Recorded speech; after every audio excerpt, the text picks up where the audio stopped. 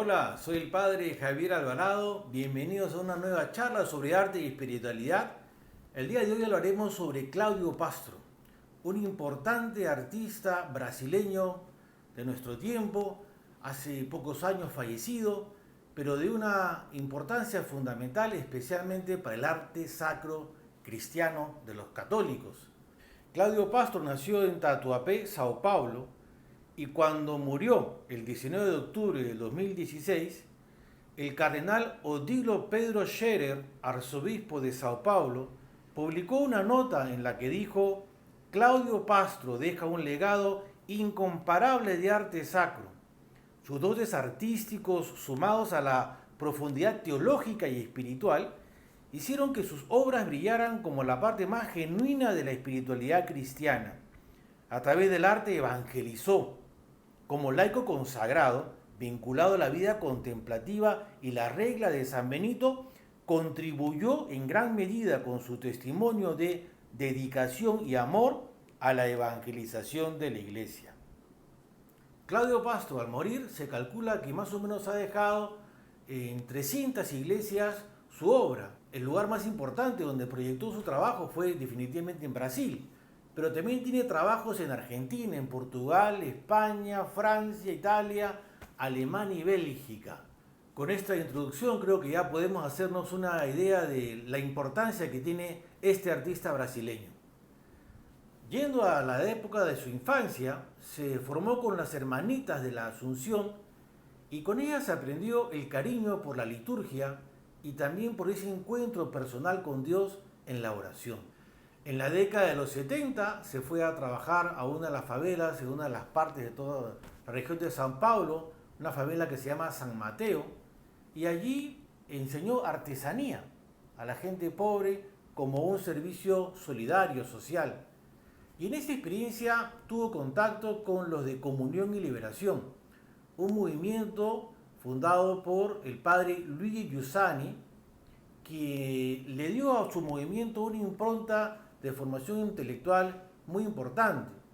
Y ahí formó Pastro sus pensamientos iniciales, su concepción cada vez más marcada de cómo tenía que él dirigir su arte a partir de la fe, a partir de la espiritualidad cristiana católica. Pero de todas las influencias que tuvo en su vida, la más importante fue la de la madre Doroteia Rondón Amarante, la primera abadesa del monasterio benedictino Nuestra Señora de la Paz en Itapecerica da Serra, Sao Paulo.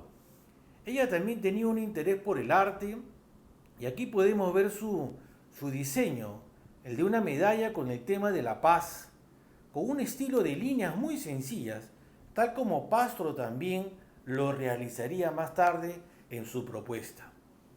Ella, la madre Doroteia Rondón, lo animó a encontrarse con dos grandes personajes del pensamiento católico de esa época. Uno de ellos, Odo Cássio, también monje benedictino, y el otro, Romano Guardini. Estos dos grandes intelectuales y maestros influyeron mucho en el Concilio Vaticano II, especialmente en el campo de la liturgia. Su vínculo entonces con los benedictinos es fundamental para entender su propuesta de arte y espiritualidad, una propuesta de arte con liturgia, una propuesta de arte para lo sagrado, para momentos sacros, para momentos de oración, de encuentros con Dios. Se convirtió entonces en un momento como oblato benedictino, vinculado a este monasterio, Nuestra Señora de la Paz. Es decir, se consagró como laico y se dedicó a evangelizar a tiempo completo a través del arte. Se dedicó totalmente a Dios, al servicio de la Iglesia, especialmente en Brasil, como lo hemos dicho. El monasterio, Nuestra Señora de la Paz, fue su hogar espiritual en vida y es el lugar en donde descansan sus restos mortales. Aquí en la placa podemos ver el día en el que nació, el 15 de octubre de 1948. También está la fecha en la que se hizo oblato de la Orden de San Benito, el 17 de octubre de 2004. Ese día se puso como nombre Hermano Martín, en referencia al santo patrono que él escogió, San Martín de Tours. Y por último sale la fecha en la que murió, el 19 de octubre del 2016, o sea, a los 68 años de edad recientemente cumplidos. Parte de su formación también fue con los benedictinos de la abadía de Notre Dame de Tournai en Francia. Con ellos estudió técnicas de la teoría y el arte. Lo mismo fue con los benedictinos de la abadía del Tepeyac en México. Así, de esta comunidad benedictina aprendió los trascendentales del ser, ese pensamiento clásico griego que incorporó el pensamiento cristiano y que se refiere al bien, la verdad y la belleza como tres categorías que están estrechamente relacionadas y donde una conduce a la otra, el bien a la verdad y la belleza, y todas entre sí. De esta manera Claudio Pastro toma desde su arte el tema de la belleza para conducirnos al bien y a la verdad. Dentro de este pensamiento, Pastro era un convencido de que lo bello habla por sí mismo. La belleza del arte sacro nos seduce, porque la belleza es un acto de amor, y desde la belleza y el amor podemos entender que lo bello tiene sentido y le da sentido a nuestra vida. Con los benedictinos también aprendió un arte espiritual que marcará su estilo, los íconos bizantinos, asimilando la idea de que el arte es vehículo para lo sagrado. Con todo esto, Pastro va descubriendo que la belleza es un acto de revelación. Cuando Dios se revela a través de la belleza, cuando me encuentro con un arte sacro que me expresa esa belleza de Dios, descubro a Dios, me encuentro con Dios. El arte sacro acerca a Dios y al mismo tiempo me acerca a Él. Voy hacia Él, lo busco, lo encuentro. El arte sacro entonces como una experiencia de descubrir, de alguna manera ver a través de una ventana la presencia de Dios ya frente a mí en este mundo. Pastro toma de Dionisio Areopagita, un pensador cristiano del siglo V, la siguiente frase: la belleza es uno de los nombres de Dios.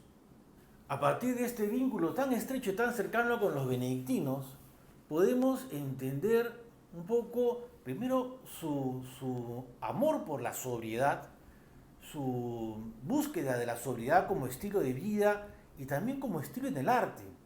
Y por eso esto de la sobriedad lo va a llevar a buscar expresar lo esencial, que no nos quedemos en cosas periféricas o cosas secundarias, sino que en todo caso siempre sepamos reconocer entre todo un panorama qué es lo esencial, qué es lo principal. Y por eso él, con pocas líneas, con pocos trazos, con pocos colores, quiere expresar imágenes muy significativas y al mismo tiempo con toda la dignidad y toda una propuesta de arte sacro fuerte, cargado de mensaje, cargado de sentido. Y aquí vemos esta imagen de la transfiguración que con unas líneas negras muy libremente trazadas, muy sencillas, con una composición también bastante libre y un par de franjas doradas, ya con eso representa toda la importante y significativa escena de la transfiguración de Cristo en el monte. La vida espiritual contiene una gran fuerza evangelizadora. Por eso no es raro que los monjes y monjas le han enseñado un arte audaz, fuerte y actual. Y para terminar un poco de contar, de compartir cuál ha sido todo su recorrido formativo, también estudió en la Escuela de Bellas Artes en Cataluña. También estudió en la Academia de Bellas Artes de San Lorenzo de Viterbo. Y en Sao Paulo estudió en la Escuela de Artes y Oficios de Sao Paulo. Entre las experiencias que recuerda como parte de su primer viaje a Europa en 1972 fue conocer las impresionantes iglesias románicas. Veía en sus paredes unas piedras despojadas que crean un ambiente sobrio y que permiten concentrarse en la liturgia. Para Claudio Pastro el arte está muy ligado al tema de la religión. Arte y religión para él son inseparables. Y por eso su propuesta es arte sacro. Él no puede hacer arte simplemente como estético, para el gusto, para el placer de ver una cosa bonita, sino que para él el arte tiene que volcar todo, todos sus sentidos se encuentra recién desde la fe, desde la religión, y por eso su propuesta será totalmente esa, un arte para lo sagrado, para la fe, para la oración. Y en medio de todo esto, a él le llamaba mucho la atención cómo artistas hacen su propuesta en la historia del arte de una manera muy vanidosa. Y él criticaba que cómo puede ser que a ti como artista te pidan un tema religioso y al final el cuadro salgas tú apareciendo como el famoso, el gran pintor, y no Cristo, y no Dios, y no la Virgen. El tema religioso se diluye en el talento de las personas. Eso lo criticaba mucho Claudio Pastro. A él no le parecía que simplemente por hacer algo académico y algo muy bien presentado con los cánones que debían ser, y eso dejar atrás, poner al margen al final los temas espirituales que esas obras deberían representar. Entonces, él dice, ¿cómo puede ser que hayan pinturas en donde importa más cómo se vestían en esa época y los lujos y los personajes y las caras bonitas de gente modelo conocida, retratada, y al final la vida de Cristo, la vida de Dios, la vida de la Virgen no era lo importante? Y eso a él le chocaba y él decía, no, o sea, yo voy a hacer un arte donde realmente uno se encuentre con el rostro de Dios, con el rostro de la Virgen, con el rostro de los santos. Que el mensaje espiritual sea un mensaje claro. Y al estudiar no solamente esto desde el arte, sino repasando la historia de la espiritualidad, de la religión, a él también le golpeaba que los santos con fama de milagreros dejasen de lado al mismo Cristo, que es el centro de la religión cristiana. Y a él le dolía mucho eso, que Cristo esté al margen, siendo él el centro y lo más importante, y el más importante en la fe cristiana.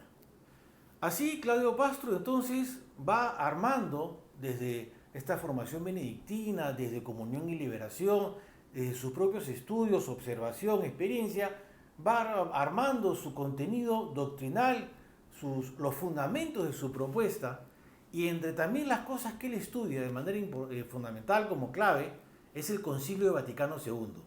Para él, el Concilio Vaticano II fue un evento fundamental y el que se desarrolló bajo una palabra, la palabra ayornamiento, es decir, ponerse al día, ayornamiento. Ese fue el objetivo y hasta un lema en el Concilio Vaticano II. Y es que la Iglesia tuvo la gran necesidad de actualizar su manera de acercarse a las personas de un nuevo tiempo que cada vez también además se ha ido acelerando entre nosotros. Seguimos cambiando y por eso necesitamos esta dinámica de saber qué es lo esencial en un tiempo de cambios. Y ese elemento esencial es el que Cristo se ha puesto nuevamente al centro de toda la Iglesia, al centro del arte en este caso.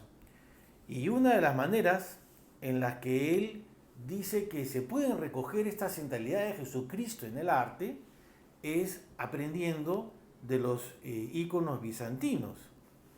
De esta manera, Pastro toma del concilio la idea fundamental de poner a Jesucristo al centro de toda la Iglesia, en un tiempo en el que los cambios se van dando de manera tan acelerada.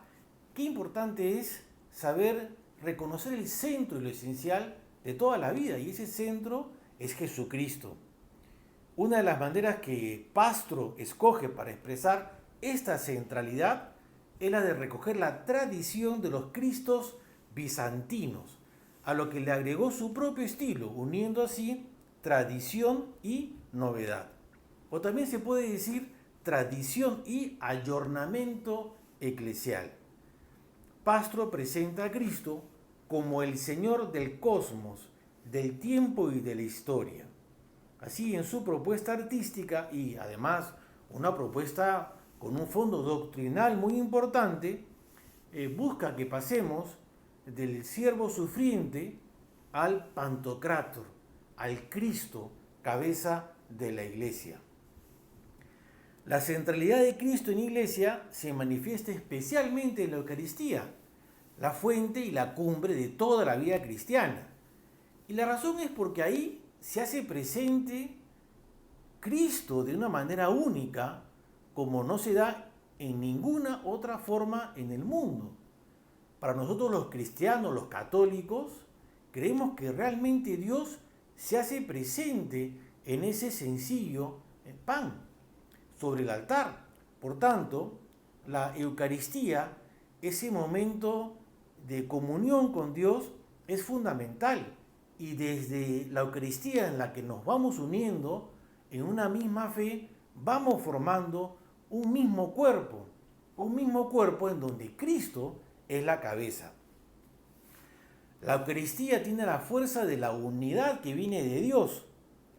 Y aquí vemos el diseño de la Iglesia, especialmente pensado para expresar esta centralidad, en donde se ve que se unen personas del norte, sur, este y oeste. Las personas de todas partes del mundo somos llamados a vivir esta comunión en el Señor. El piso de la iglesia tiene el diseño de unos rayos que parecen la imagen de una fuerza que sale, que busca y al mismo tiempo una fuerza que atrae. Una de las imágenes que Claudio Pastro utiliza mucho en su propuesta es la del Cordero de Dios, ese Cordero sacrificado, herido, que de su costado brota sangre y agua. Y aquí vemos una imagen en donde aparece el Cordero con la herida del costado, pero también desde la imagen de la paloma del Espíritu Santo. Yo creo que podemos interpretar esa imagen como el Cordero de Dios que va chorreando del lado suyo esa agua, que es el símbolo del bautismo. Y aquí vemos una imagen que más bien aparece más relacionada con el tema de la Eucaristía, en donde se une la imagen de Cristo con el Cordero, y el corazón de Jesús justamente es ese corazón que al mismo tiempo que es el corazón traspasado, también es el corazón que se entrega en pleno amor por cada uno de nosotros. Hablemos ahora de otro símbolo que Claudio Pastro resalta de manera especial, el árbol de la vida. Sobre el altar central del santuario, Nuestra Señora Aparecida, se posa el Cristo crucificado. Tanto el altar como la cruz se conectan con la decoración de la cúpula que representa las ramas del árbol de la vida. El altar viene a ser la semilla y la raíz del árbol. La cruz viene a ser el tronco. Y en la cúpula están las ramas del árbol que reúne a una gran variedad de aves, toda una representación de una de las parábolas de Jesús que leemos en el Evangelio de San Mateo. El reino de los cielos es semejante a un grano de mostaza que tomó un hombre y lo sembró en su campo. Es ciertamente más pequeña que cualquier semilla, pero cuando crece es mayor que las hortalizas y se hace árbol hasta el punto de que las aves del cielo vienen y anidan en sus ramas. En la cúpula están representadas 48 especies de aves típicas del Brasil. Esto significa que, como las aves, los creyentes, cuando vamos a la morada de Dios, reposamos en las ramas de la iglesia, entendida como el reino de Dios. En el templo encontramos un lugar de reposo, un lugar agradable y natural a nuestra naturaleza humana que siempre busca la vida que viene de Dios. La variedad de las aves es un llamado a estar unidos en Cristo, todo tipo de personas, con toda la variedad que eso signifique. Esta mirada universal e inclusiva que nos da la fe cristiana también debe expresarse en el arte sacro. Esta es una de las ideas fundamentales que también promovió el Concilio Vaticano II. Y esta idea Claudio Pastro la incorpora en su propio arte, en su propia propuesta, en donde a partir de sus trazos, donde con colores, con rasgos. Él va acogiendo los diferentes tipos de personas que hay en la vida y donde cada persona tranquilamente puede encontrar como es ese tipo, ese somatipo con el que se identifica y dentro de la imagen de Cristo, de la Virgen, dentro de la imagen de nuestra fe. Es un gesto de acogida, de incorporación, de inclusión que Claudio Pastro tiene en su arte. Volviendo a la imagen del árbol, este es también el símbolo de la nueva creación, un espacio sagrado, nuevo y renovador por la gracia de Dios. El árbol es una expresión sintética del universo, un universo que Dios ha creado para nosotros. Con el árbol de la vida, símbolo de la creación, se está resaltando el valor de todo lo material. La materia es el instrumento a través del cual el espíritu quiere manifestarse. Estoy hablando del pensamiento de Claudio Pastro, así es como él fundamentaba su obra. Entonces, gracias a que Cristo, el Hijo de Dios, se hizo hombre, el espíritu vivifica nuestro cuerpo, vivifica nuestra vida y todo el mundo material. El cuerpo es el lugar de acogida del espíritu. Para ir terminando, quiero resaltar la estrecha relación de Claudio Pastro con la Basílica Nuestra Señora Aparecida, el Santuario Nacional de Brasil, dedicado a la Virgen María. Es su obra más importante.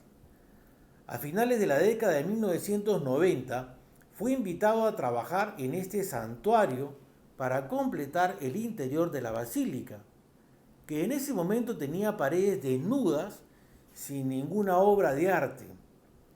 Al poco tiempo de asumir el encargo, tuvo una crisis de salud. Se trató de un problema hepático que lo mantuvo en coma durante 40 días. Fue una situación de la que se recuperó, pero a partir de ahí quedó delicado de salud.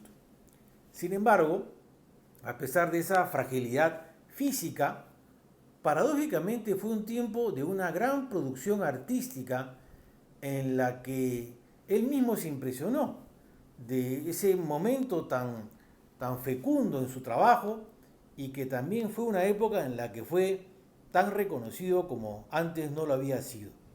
Uno de los criterios con los cuales Pastro decoró la Basílica de Aparecida fue la de recrear el jardín del Edén. Y para eso toma la flora y la fauna brasileña abundante, obviamente, y con eso presenta el paraíso. Y presentando el paraíso es crear la idea de que Dios hizo el mundo para el bien, para lo bueno, para lo bonito, para disfrutarlo, para que seamos felices.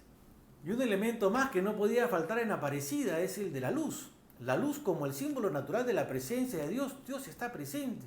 Pero también cuando la luz se expresa en colores, es la invitación a tener los mismos sentimientos. Amor, bondad, paz, serenidad, caridad. Todos unidos como Dios quiere que estemos.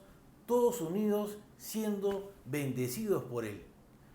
Y este santuario tan grande de Nuestra Señora de Aparecida fue construido en base a una imagen dedicada a la Virgen de unos 30 centímetros más o menos de alto, una imagen pequeña para tremenda construcción, tremendo edificio, tremendo templo en Brasil, en Sao Paulo, Aparecida. Y es la expresión de cómo Dios nos quiere regalar lo más grande, toda su vida. Nos quiere hacer grandes aunque seamos pequeños. Dios nos quiere bendecir con todo su amor y con todo su corazón. Y teniendo a la Virgen ahí en el santuario, Claudio Pastro tiene a Cristo al centro, pero junto a Cristo tiene a María, tiene a la Virgen, su madre, nuestra madre. Entonces, hoy, junto con la devoción de Claudio Pastro, con el pueblo brasileño, junto con esa fe y devoción que tenemos los católicos y amor a la Virgen María, pues le decimos a Nuestra Señora Aparecida, ruega por nosotros. Bueno, esta fue tan solo una introducción a una obra vastísima, muy amplia, de Claudio Pastro, que no solamente tiene muchas obras de arte, sino también un importante e interesante contenido espiritual en su propuesta. Muchas gracias a las hermanas del monasterio benedictino Nuestra Señora de la Paz de Sao Paulo, Brasil, quienes me proporcionaron información e imágenes sobre este artista. Y también agradecer con ello a Marta Palma Melena, quien fue la que me ayudó a tomar contacto con las hermanas benedictinas de este monasterio. Y gracias a todos. Sigamos entonces en este contenido de arte y espiritualidad. Ayúdenme a evangelizar, ayúdenme a difundir este video, esta propuesta. Denle like al video, que eso me ayuda muchísimo para poder llegar a más personas. Y estamos acá listos para presentarles una próxima propuesta en un siguiente video. Entonces, muchas gracias y hasta la próxima. Chao.